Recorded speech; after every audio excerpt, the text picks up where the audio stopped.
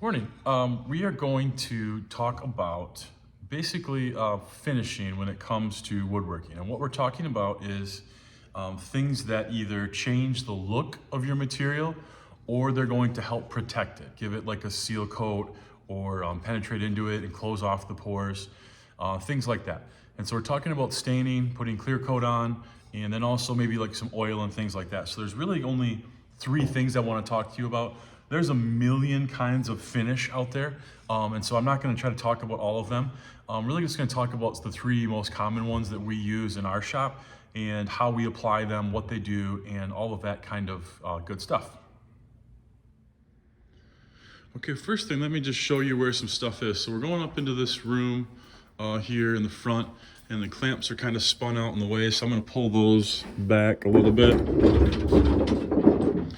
And this is our finish room. We're hoping to get the clamps out of here someday. And we've got this countertop here. This is a nice spot to work on any finishes that you might need. It's out of the dust. These drawers down here have foam brushes in them. And if you see that we are running out of foam brushes, please let me know. It's hard for me to get things to replace get more foam brushes if I don't know that we're out. We've got a nice shelf up there where you can put projects to have them dry if need be.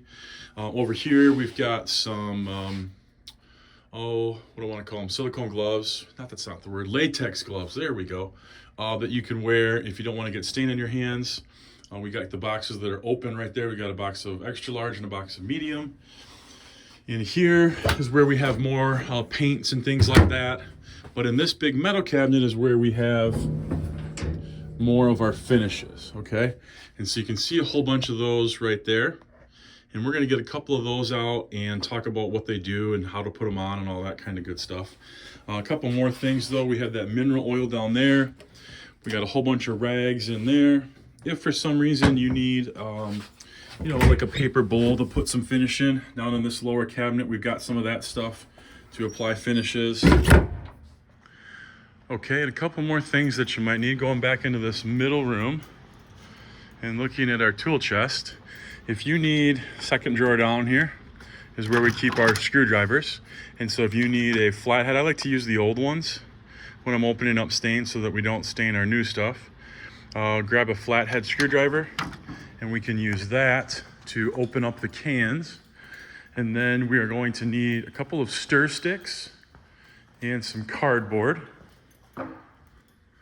And so here in the front, we have stir sticks and some sticks to put things on. And so I'm just gonna try to find a really small one to do some stirring with, perfect. And a couple more to put the projects on so that I don't have them sticking to the cardboard. And then you guys should also know where the cardboard is, right over here. Grab a piece of that. And I'm gonna get set up and I'll be right back. Okay, the first one we're gonna do is staining. So I have kind of a random piece of ash that I found from the cutoffs room here. And this is what we're going to stain. So this is what it looks like raw, untreated, just sanded and things like that. And then we're gonna change it, and the stain that I selected was colonial maple. You could choose whatever color you want.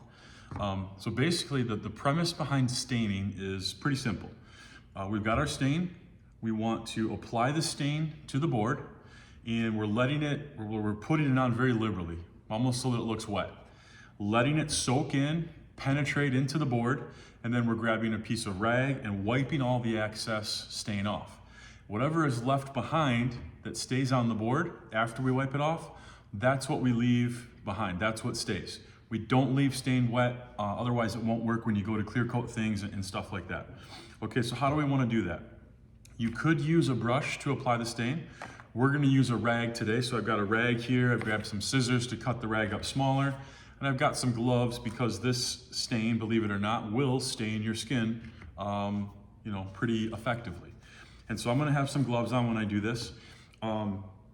Before we start with stain, once we open it, we wanna stir it really good because the pigment that actually changes the color will settle to the bottom.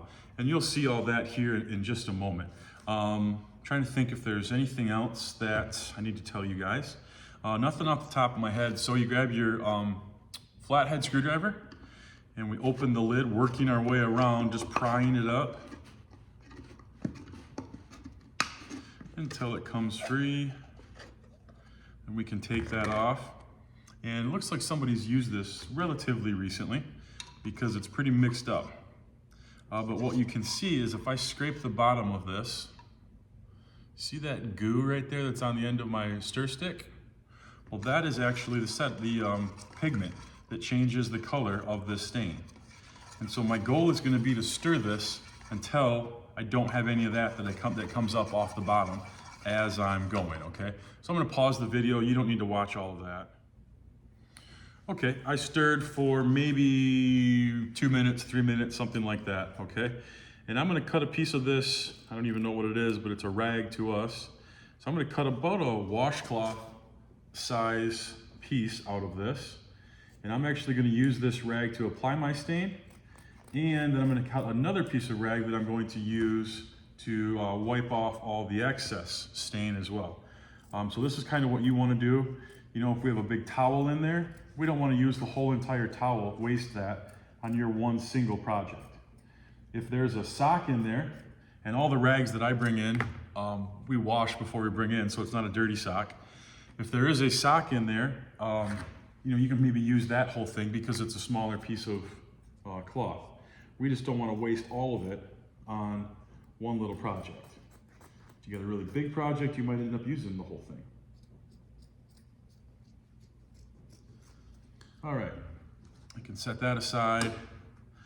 Got my, I'm gonna roll my sleeves up here as good as possible. Get my gloves on and we'll be right back to do this. Okay, I'm gonna take my stir stick out now, and I don't have any of that kind of sediment on the bottom now. The pigment's all been mixed in. Wipe that off, and I've got my rag, and I kind of wad it up, roll it up, fold it, whatever you wanna say, so that I have almost like a little brush end of that, and that's gonna be my applicator. And I'm gonna dip that into the stain, nice and wet. And the goal here is to put it on very liberally. You see how wet it looks? Almost kind of puddling up on there.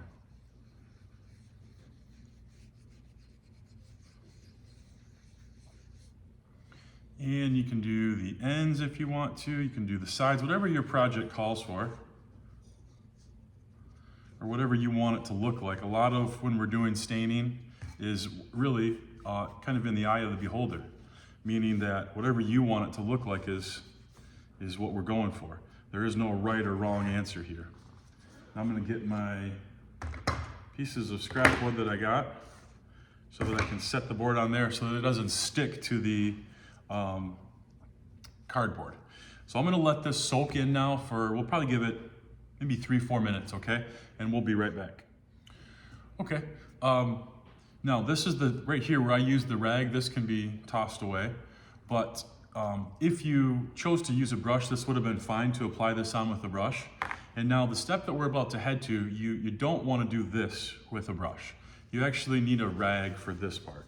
And so this is where we are going to now wipe the excess stain back off. I've let it kind of soak in as good as it's going to.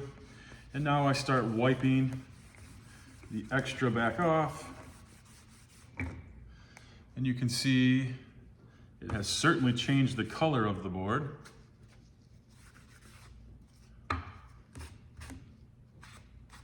And make sure I got all the drips off the bottom too.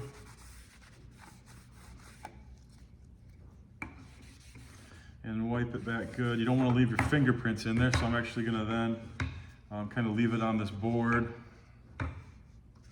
these boards, and get it all wiped back off there. And so there's what it looks like, all nice consistent color. If you look at the bottom, it's kind of a good example of where you can see what the raw wood looked like versus where the stained wood looks. And then on the top, we have this kind of nice, more consistent color. And so that board has now been stained, okay? Stain does nothing to protect the wood, to give it a nice smooth finish. All stain does is change the color, that's it. And so that's all we're doing with that step. And so now we're gonna kind of put this lid back on here and clean up after ourselves. So we put the lid on there. You can use a hammer if you want, but we're not looking to smash this. We just wanna tap it back into place. Working my way around.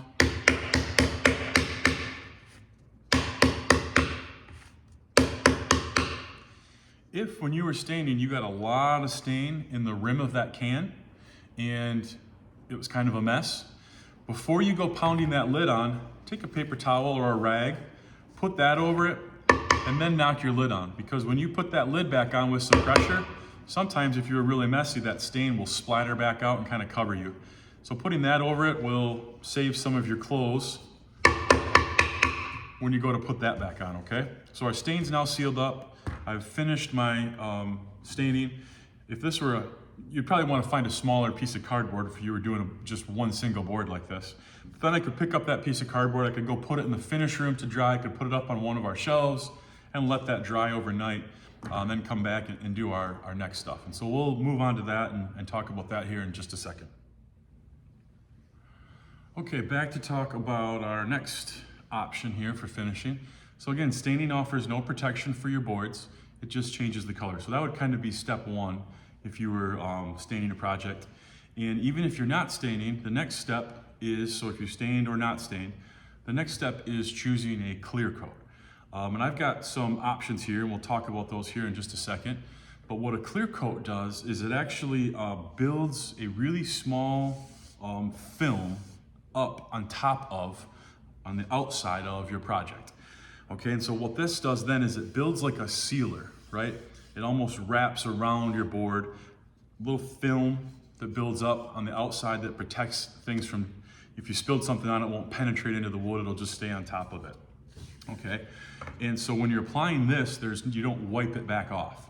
You actually leave whatever you apply on. So the goal is going to be to put a really thin layer, nice consistent layer, avoid drips, and leave that on there and let that dry. And so let's talk about our options. Option number one, and this is all polyacrylic, which is a type of clear coat, the one that we're using the most. It's water-based, and so it cleans up a little bit easier. It doesn't change the color of your wood. It doesn't make it like amber, like your lacquers and your polyurethanes and varnishes will do. And so this option one is called clear gloss, right? And this is the shiniest option, right? And so when we're talking about shiny, how they refer to that is the sheen of the finish, right? Is it shiny, is it not? So clear gloss is the very shiniest on this end of the spectrum. And the opposite end of the spectrum is what they call their clear ultra flat. And so this doesn't have any shine to it. It's meant to look very dull, very matted, okay? And so that's the kind of the opposite ends, the extremes of those things. And then we have here the clear semi-gloss. So that's just a little bit of a step down. It's not the absolute shiniest. Okay, and then the next one down from that is called clear satin. And so this is kind of how the spectrum works. We have our glossy down here running all the way to our flat. So we go gloss, semi-gloss, satin, and flat. And that's kind of the options. And so you can see on the board we're gonna create a little sample board here today.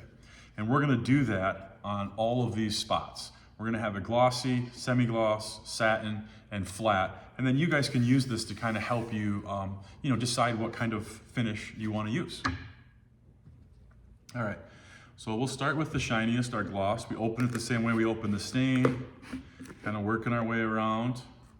And you can see in here, it looks pretty milky when you look down into it. That's okay, that's what it's supposed to look like, all right? You can give this stuff a stir, it's probably a good idea. I don't think you have to because there's no pigment to it. It's colorless, right? It's transparent. And so we don't need to worry about that as much. And so on our little storyboard here, I've actually got labels and I'm gonna work my way from left to right so that I'm not dragging my hand through it. And so we're dipping our brush in. You don't need to get it super saturated, kind of just the end there. And then we always apply it with the grain. And again, I'm trying to put a nice even coat on here that will stay behind. I'm not wiping the excess back off.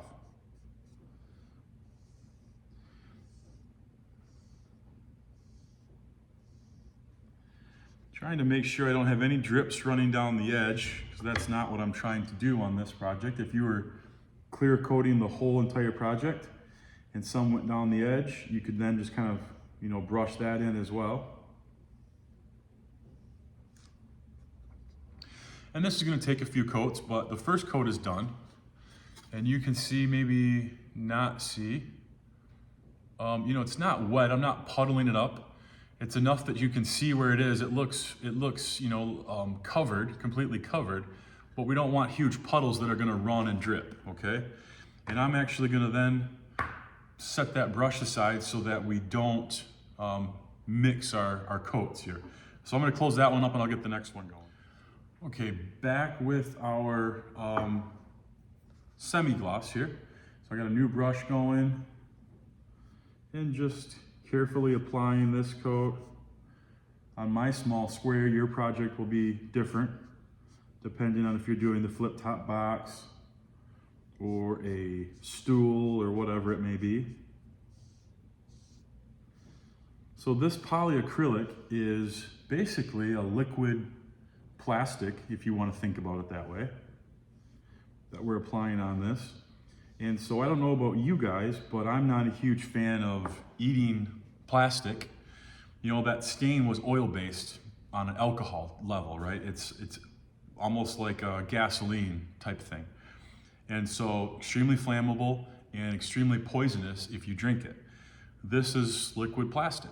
And so again, you don't want to consume this. So you don't want to apply stain or these clear coats to a cutting board because you would not want to eat that stuff, okay?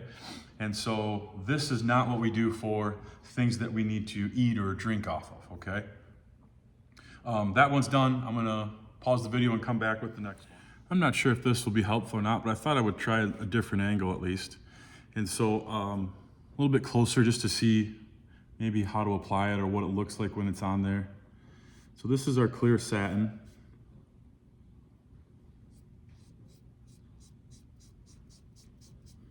Brushing with the grain. Don't feel like you need to make it super thin.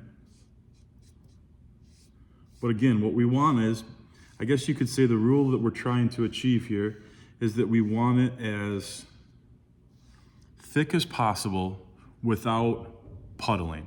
So no running, no drips, none of that.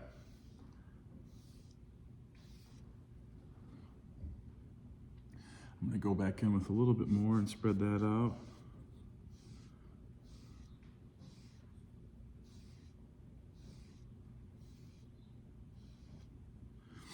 And maybe you can see in here, I'm not sure. It gets a little bubbly when you're applying it, but those will pop. If you look back to the glossy one, you don't see any bubbles anymore in that one. Maybe you can't see it, but when you're doing it yourself, you'll be able to see that. Okay, so that completes the satin. And then last but not least is the flat finish.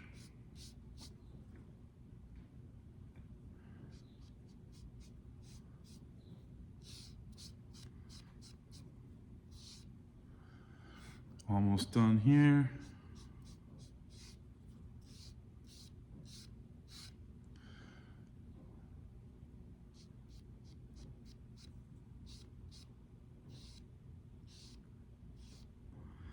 I always try to leave a nice consistent finish at the top.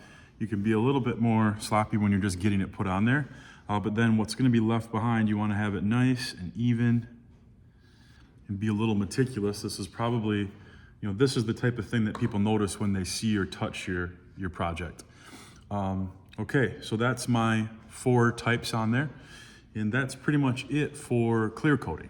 Again, avoiding drips, runs, check all the sides underneath. You can see I have it up on sticks. If I was doing the edges, it wouldn't stick to my cardboard here.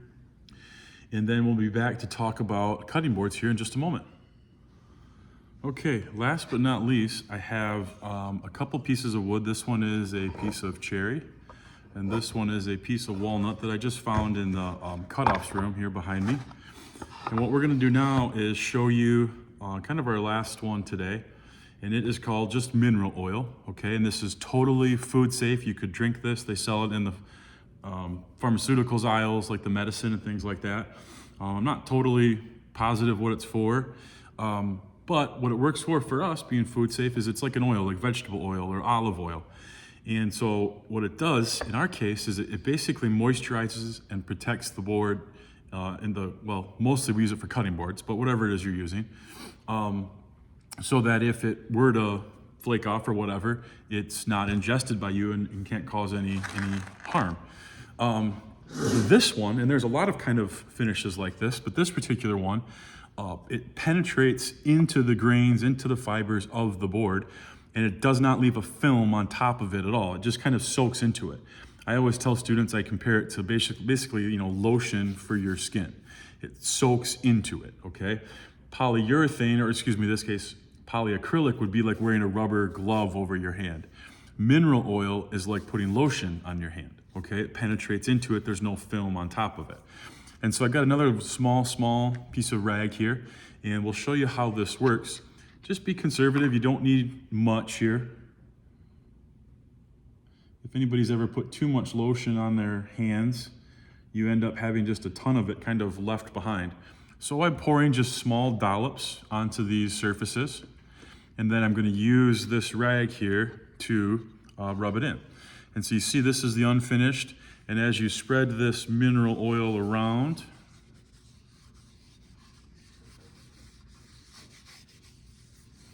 and we can then go to the other side, take some of that excess, rub it in, take a little more of our excess here, rub it in over there. And now what I'm trying to do, it's okay if it gets on your skin, it's just like I said, it's totally food safe. So if this were a cutting board, I want it on all my edges, ends. I mean, obviously it's not a cutting board, I get it. But the steps to finishing it are exactly the same. And so you're just oiling your cutting board. So if someone tells me that they want to clear coat their cutting board, I know they didn't watch this video and pay attention very good.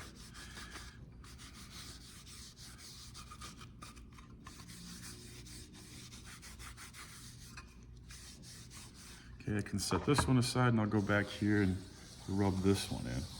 And you can see it really does change the look of the board. It really enhances the grain and the color, the pigment of the natural lumber.